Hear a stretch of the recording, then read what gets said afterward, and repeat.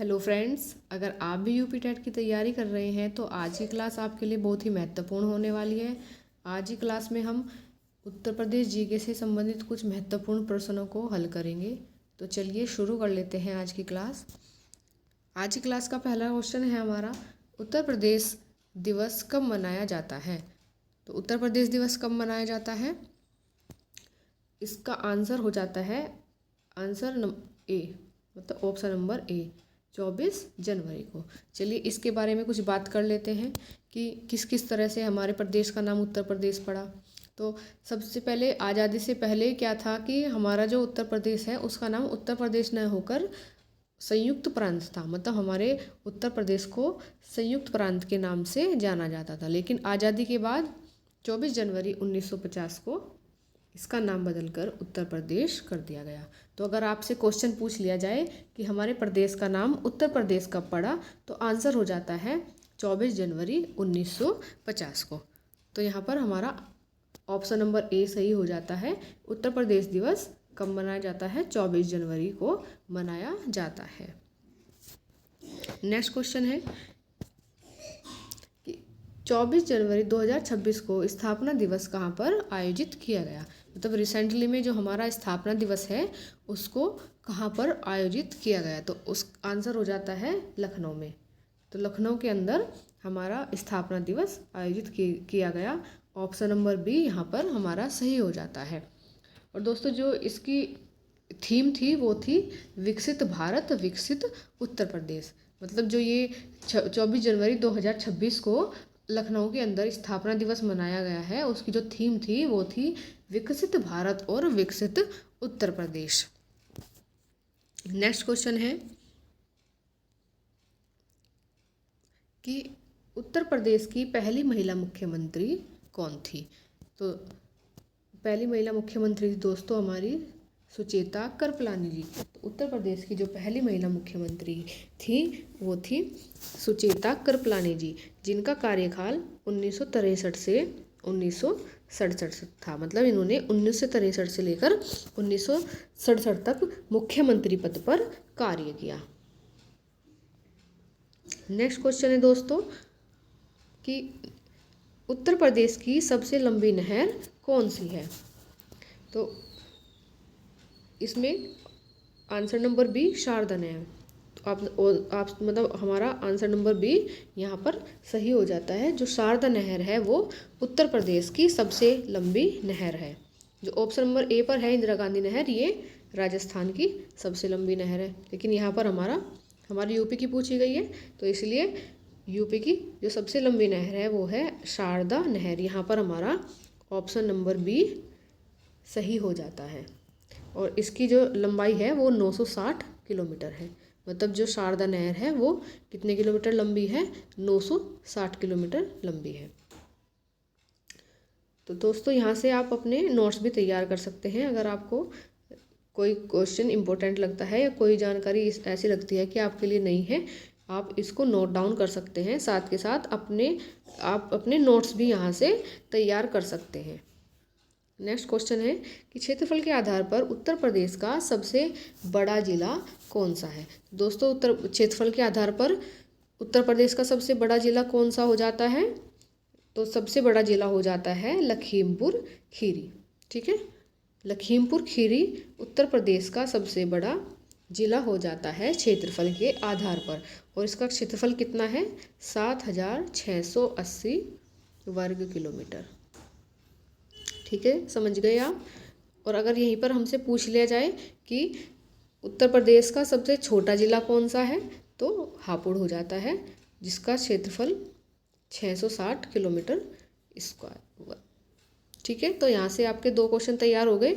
अगर सबसे बड़ा ज़िला पूछ लिया जाए तो लखीमपुर खीरी हो जाता है, और अगर सबसे छोटा ज़िला पूछ लिया जाए तो हापुड़ हो जाता है। तो यहाँ पर हमसे पूछा है सबसे बड़ा ज़िला, तो सबसे बड़ा ज़िला लखीमपुर खीरी हो जाता है। ऑप्शन नंबर सी हमारा यहाँ पर सही हो जाता है। नेक्स्ट क्वेश्चन है कि राष्ट्रीय राजधानी क्षेत्र एनसीआर की सीमा उत्तर प्रदेश के कितने जिलों से लगती है। तो दोस्तों जो हमारा एनसीआर का क्षेत्र है, मतलब उसके अंदर कौन कौन से ज़िले आ जाते हैं यूपी के। तो देखो उसके अंदर 8 ज़िले आ जाते हैं, ठीक है, 8 ज़िले आ जाते हैं। इनमें मेरठ, गाज़ियाबाद, बुलंदशहर, मुजफ्फरनगर, बागपत, गौतम बुद्ध नगर, शामली, हापुड़, ये 8 ज़िले दिल्ली एनसीआर में आ जाते हैं। नेक्स्ट क्वेश्चन है कि गंगा नदी की लंबाई उत्तर प्रदेश में कितनी है। मतलब गंगा जो नदी है वो उत्तर प्रदेश में कितने किलोमीटर बहती है। तो यहाँ पर हमारा आंसर नंबर सी सही हो जाता है, 1450 किलोमीटर। तो ऑप्शन नंबर सी हमारा यहाँ पर सही हो जाता है। नेक्स्ट क्वेश्चन है दोस्तों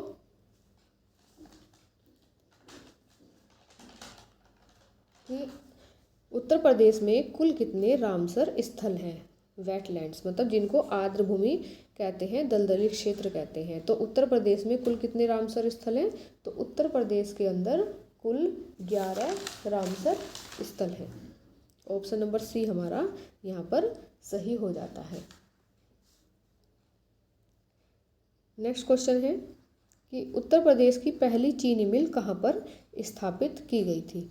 दोस्तों उत्तर प्रदेश की जो पहली चीनी मिल है वो कहाँ पर स्थापित की गई थी। वो देवरिया में स्थापित की गई थी, और देवरिया के भी प्रतापपुर में उसको स्थापित किया गया था। और ये कब स्थापित की गई थी, 1903 ईस्वी में स्थापित की गई थी। तो उत्तर प्रदेश की पहली चीनी मिल कहाँ पर स्थापित की गई, देवरिया में। तो यहाँ पर हमारा ऑप्शन नंबर बी सही हो जाता है। नेक्स्ट क्वेश्चन है कि उत्तर प्रदेश की पहली कपड़ा मिल, जिसको हम क्या कहते हैं, टेक्सटाइल इंडस्ट्री के नाम से भी जानते हैं, वो कहाँ पर स्थापित की गई थी। तो उत्तर प्रदेश की पहली कपड़ा मिल कहाँ पर स्थापित की गई थी। तो ये स्थापित की गई थी कानपुर में, ठीक है दोस्तों। तो उत्तर प्रदेश की पहली कपड़ा मिल कहाँ पर स्थापित की गई थी, कानपुर में। इसलिए कानपुर को भारत का मैनचेस्टर भी कहा जाता है। तो मैनचेस्टर ये इंग्लैंड का शहर है, क्योंकि सबसे पहले क्या हुआ था कि जो सबसे पहली कपड़ा मिल थी वो मैनचेस्टर के अंदर लगाई गई थी, और भारत में कानपुर के अंदर लगाई गई थी। तो इसलिए कानपुर को भारत का मैनचेस्टर भी कहा जाता है। तो यहाँ पर हमारा ऑप्शन नंबर ए सही हो जाता है कि उत्तर प्रदेश की पहली कपड़ा मिल कानपुर में लगाई गई थी। नेक्स्ट क्वेश्चन है दोस्तों कि 2011 की जनगणना के अनुसार उत्तर प्रदेश की सबसे बड़ी जनजाति कौन सी है।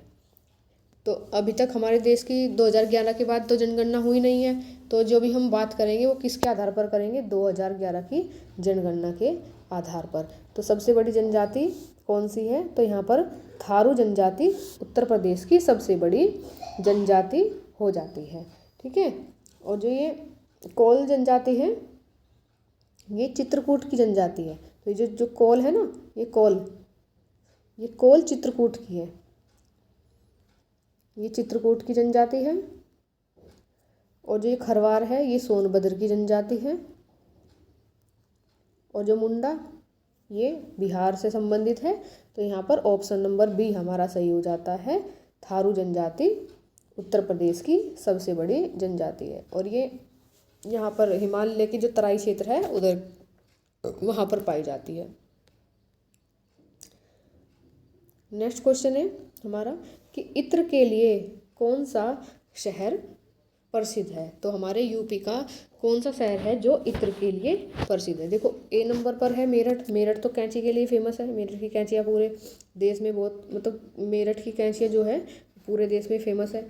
फर्रुखाबाद टेक्सटाइल हब है, मतलब कपड़ा छपाई के लिए, हस्तशिल्प या जरदोशी कुछ ही बोल दो, उसके लिए जाना जाता है।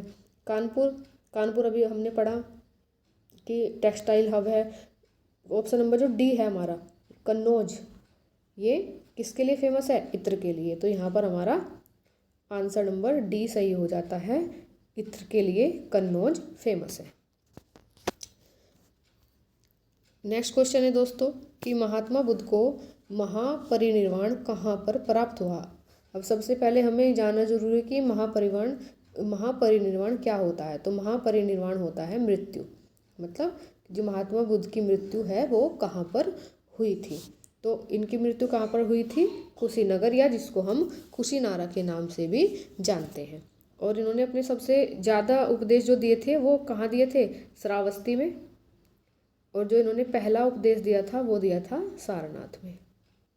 तो यहाँ से आपके 3 क्वेश्चन तैयार हो गए कि महात्मा बुद्ध ने अपना पहला उपदेश सारनाथ में दिया, सबसे ज़्यादा उपदेश श्रावस्ती में दिए, और उनको महापरिनिर्वाण कहाँ पर प्राप्त हुआ?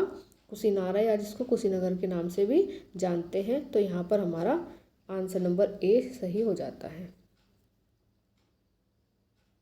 नेक्स्ट क्वेश्चन है, उत्तर प्रदेश का राजकीय वृक्ष क्या है? तो यहाँ पर अशोक, डी ऑप्शन सही हो जाता है। जो अशोक का वृक्ष है वो उत्तर प्रदेश का राजकीय वृक्ष है। और नेक्स्ट क्वेश्चन है और लास्ट क्वेश्चन है दोस्तों कि उत्तर प्रदेश का राजकीय पशु क्या है? तो यहाँ पर बारहसिंगा जो है वो उत्तर प्रदेश का राजकीय पशु है, और ये उत्तर प्रदेश के साथ साथ मध्य प्रदेश का भी राजकीय पशु है। तो जो बारहसिंगा है वो उत्तर प्रदेश और मध्य प्रदेश दोनों का राजकीय पशु है। तो यहाँ पर ऑप्शन नंबर सी हमारा सही हो जाता है। उम्मीद करती हूँ कि आज की वीडियो आपके लिए बहुत ही हेल्पफुल रही होगी, आपको पसंद आई होगी। वीडियो पसंद आए तो लाइक करें, शेयर करें और चैनल को सब्सक्राइब करना ना भूलें। Thank you.